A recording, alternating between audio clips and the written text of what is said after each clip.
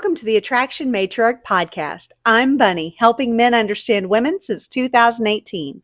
This is where we talk attraction psychology, intimacy dynamics, relationship repair, masculine leadership, feminine response, and the patterns beneath modern relationships that most people never see clearly. If you want stronger attraction, deeper understanding, and a clearer read on women, you are in the right place. Welcome in. Let's get into it. Cheating is destructive no matter who does it. A man can betray a woman deeply. A woman can betray a man deeply. The wound is real on both sides, but many men instinctively understand something that polite culture often refuses to say out loud. When a woman cheats, it often lands differently. Not because women are morally worse, not because men are innocent, not because male betrayal doesn't matter, but because female sexuality is usually tied more tightly to emotional movement, relational meaning, chemistry, attention, and internal permission. For many women, sex is rarely just a physical event. It is often the final evidence of a shift that began somewhere else. Before she crossed the line physically, something may have already crossed the line emotionally. And that's why it hits men so hard. A woman's body isn't usually moved by biology alone. It's often moved by feeling chosen, seen, desired, understood, pursued, awakened, admired, or emotionally met. This does not excuse betrayal. It explains why the betrayal can feel so catastrophic. A man may look at cheating and think, "You gave him what belonged to me." But underneath that, the deeper fear is often, "You moved toward him. You opened to him. You let him occupy space in you that I thought was mine." You were not just careless, you were emotionally available.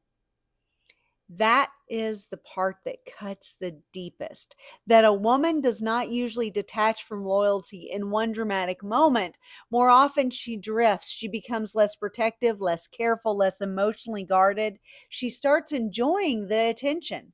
She starts sharing things she should have brought home. She starts comparing his curiosity to her husband's distraction.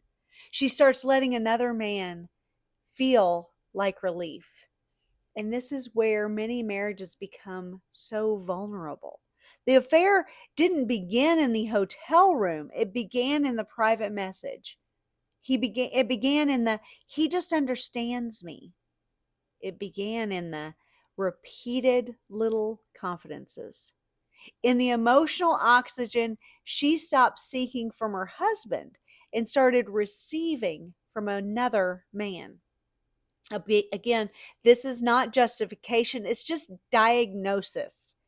A woman is responsible for her boundaries. A mature woman does not outsource her loneliness to male attention. She doesn't turn marital dissatisfaction into a secret emotional audition. She doesn't allow another man to become her soft place to land while her husband is still carrying the covenant. But a wise husband also understands that female desire does not live well in emotional neglect, chronic disconnection, or invisible resentment.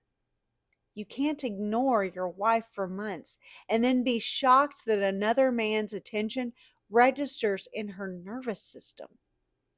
You can't starve the marriage of your presence, warmth, leadership, flirtation, and repair, and then assume loyalty will remain untouched by every outside invitation. Strong marriages are not protected by assumptions. They're protected by maintenance. And this is why emotional boundaries matter so much. A wife should not be building secret intimacy with another man, and a husband should not be leaving his wife emotionally exposed and relationally underfed. Both things can be true at the same time. A woman's faithfulness is her responsibility.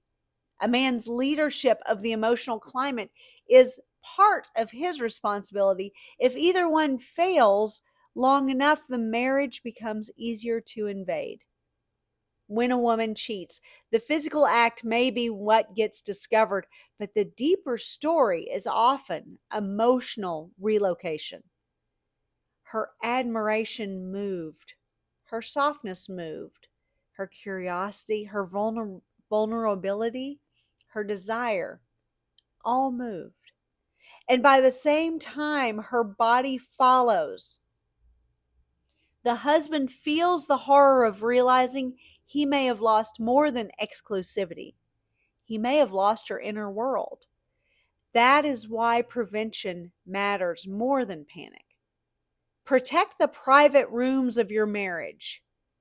Don't let outsiders become emotional spouses, or loneliness become a recruitment process, or let your wife become a stranger in your own home. And women, don't romanticize the man who appears when your marriage is weak. It's easy to feel chemistry with someone who has no bills with you, no children with you, no history with you, no daily burdens with you, and no real covenant to uphold. Sometimes what feels like passion is simply escape. Real love is not proven by who excites you when life is easy. It's proven by who you stay honest with when life gets hard. A marriage worth keeping must be guarded before it's bleeding, because once a woman has moved emotionally, the repair is not impossible, but it's much harder.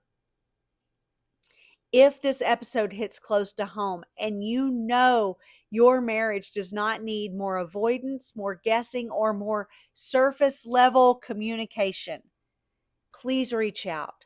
I offer private 90-minute couple strategy intensives for couples just like you who are ready to get honest about what's really breaking down beneath the surface. Whether the issue is sexual disconnect, resentment, loneliness, leadership confusion, or a growing sense that something vital has just gone missing, this session is designed to help you identify the real problem and create a clear path forward. It's direct, private, solutions driven, and built for couples who want real movement, not just more endless circling. If you are ready for that level of clarity, please reach out. I am the Attraction Matriarch. I want you and your marriage to win.